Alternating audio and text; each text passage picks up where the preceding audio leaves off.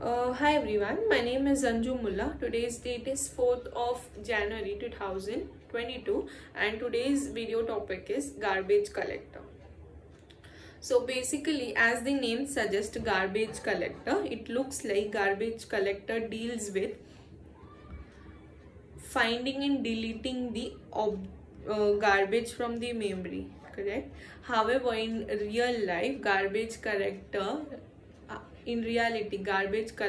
deals with garbage collector keep track on each and every objects that are present in the heap memory and remove and delete them when they are not in use or when they are unreferred.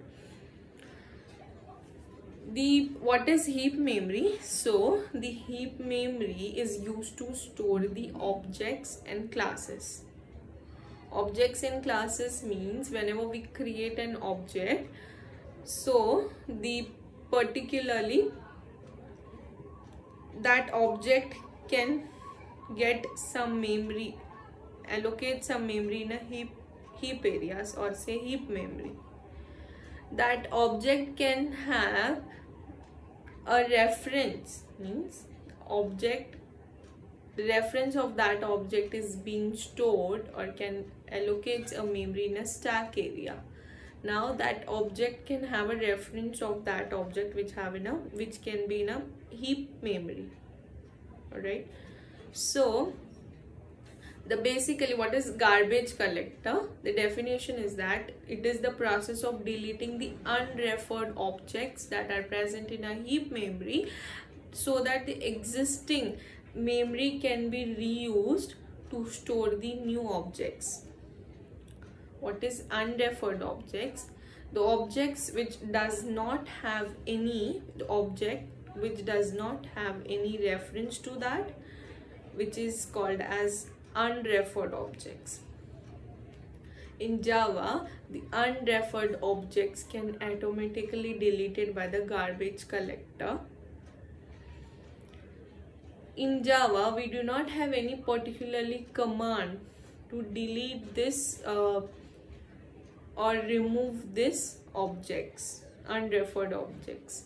It can be done by automatically garbage collector. It is the part of the memory management in Java.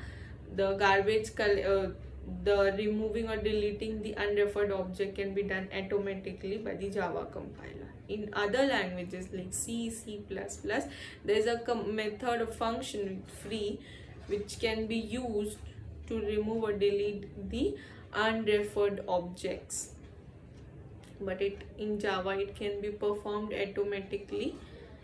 Okay, then the finalized method. The finalized method is invoke or call each time before the object is being collected by the garbage collector.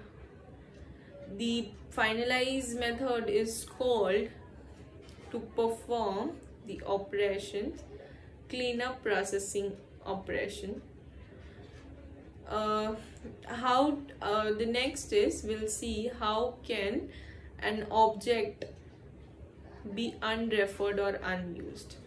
There are some ways here to referred or unused an object: by null the reference, by assigning a reference to another if we have.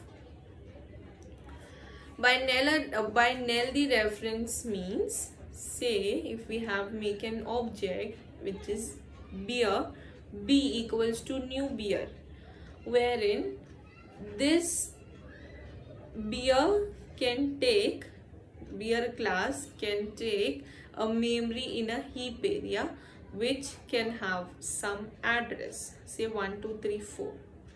Now the B, which is an object of that class, can be stored in the object, or you can say reference of that can be stored in stack area. Stack area, the reference of that is 1 2 3 4. After some time, if we'll make that B equals to new null, now B can have 1 2 3 4 in a stack area. Now B is not pointing to the beer. Now B can have a null value.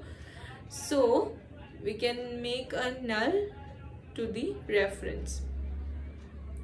Second is by assigning a null, by assigning a reference to the another if we have. We'll see what is the advantages of a garbage collector. The advantages of garbage collector, it makes memory more efficient by collecting the unused or unreferred objects. The disadvantage is that sometimes garbage collector can bring a runtime overhead which can be uncontrolled by the programmer. It can lead to the application performance because the application may have a large number of threads, processors, can have a large number of consumes large number of memory.